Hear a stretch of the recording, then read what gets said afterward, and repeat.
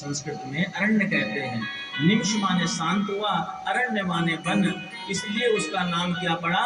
नैमिषारण्य। जहां पर शौनक 88,000 ऋषि बैठे हुए हैं, उसी समय सूत जी महाराज का आगमन हुआ। जितने भी ऋषि बैठे हुए हैं बड़े बड़े वयोवृद्ध हैं, जिनकी कई हजार वर्ष आयु है। और सूत जी आए हैं, वो आयु बहुत छोटे हैं, एक बालक जैसे ही है।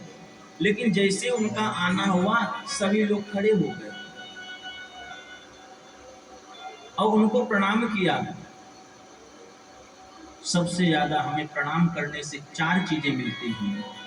अभिवादनशीलस्य नित्यं वृद्धोपसेविनः, चत्वारि तस्य वर्धन्ति आयुः विद्या यशो बलम्।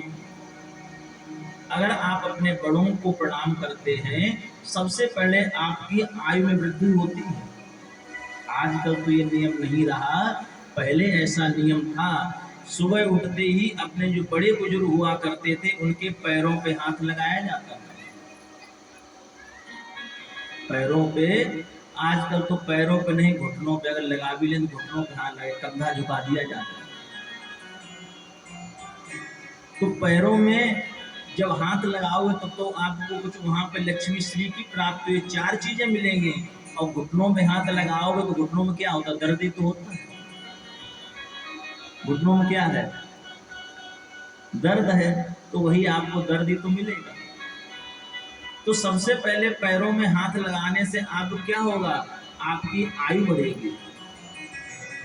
अगर कोई बच्चे हैं वो अपने बड़े माता पिता के पैर छूते हैं, सुबह सुबह उनके पैरों में हाथ लगाते हैं, तो उन्हें विद्या मिलेगी, यश मिलेगा और चौथा बल मिलेगा।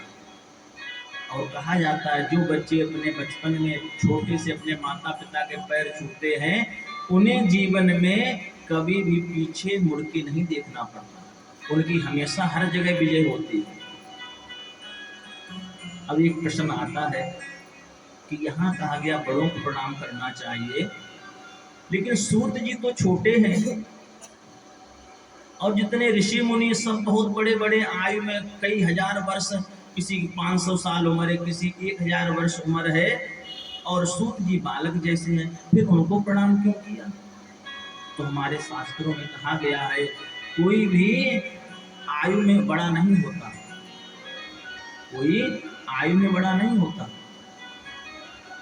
धन वृद्धा बल वृद्धा आयु बद्धा तथैव चः।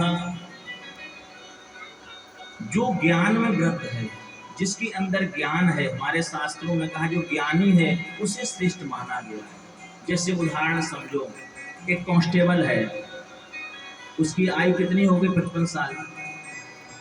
लेकिन एक आईएएस बना, उसकी एज कितनी है? 28 साल। एज में तो कौन बड़ा? कांस्टेबल बड़ा है, लेकिन सलूट कौन किसे मारता है? जो 55 साल का कांस्टेबल है वो 25 साल या 26 साल के आईएएस को सलूट मारता है। क्यों? क्योंकि वो ज्ञानी है, उसने अध्ययन किया है, उसने 18 घंटे 20 घंटे बैठ पढ़ाई की है, इसलिए वो कांस्टेबल जो है उसे सलूट मारता है। तो सूत जी को सबने प्रणाम क्यों किया? क्योंकि सूत जी ने जितने भी हमारे पुराण हैं, ग्रंथ हैं, उन सभी का अध्ययन कर रखा है, सभी कथा अपने गुरुदेव सुखदेव जी से सुन रखी है, इसलिए सभी ऋषियों ने उन्हें प्रणाम किया। और प्रणाम करके सबसे पहले एक आसन पे बिठाया। जब भी अपने से बड़े आते हैं तो उन्हें अपने से उच्च आसन दिया जाता है, ऊंचे आसन बिठाया और प्रश्न किया, अज्ञानध्वांत विध्वंस कोटि सूर्य समप्रभा, सूताख्याहि कथा सारम मम कर्ण रसायनम।